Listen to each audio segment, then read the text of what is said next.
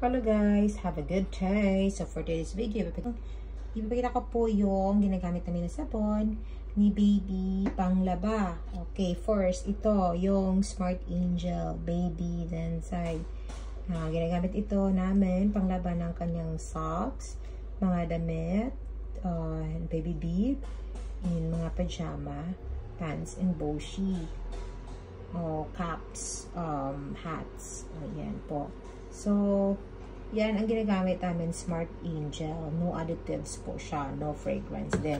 And then this one, ito po yung ginagamit ni baby na baby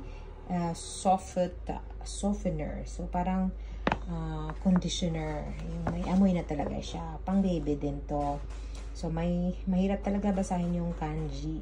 Lahat na nakasulat in Japanese. But, this would be our guide. Yung picture na lang. Yawara kaku. Parang yawara ka. So softener po siya. Malaki din yung binili namin para at least makatipid-tipid. Makatipid tayo sa medyo malaki. Yan po. This one is for the clothing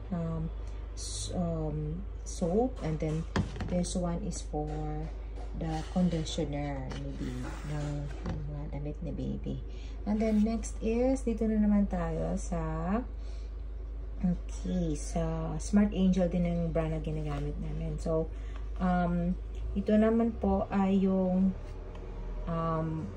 ginagamit namin para maghugas ng pinggan ni baby, yung feeding bottles, spoon and fork na ginagamit niya hanggang 0 to 9 months. So, after niyan, parang okay na din mag-change kami na parang ma-same po sa mga adult na mga sabon.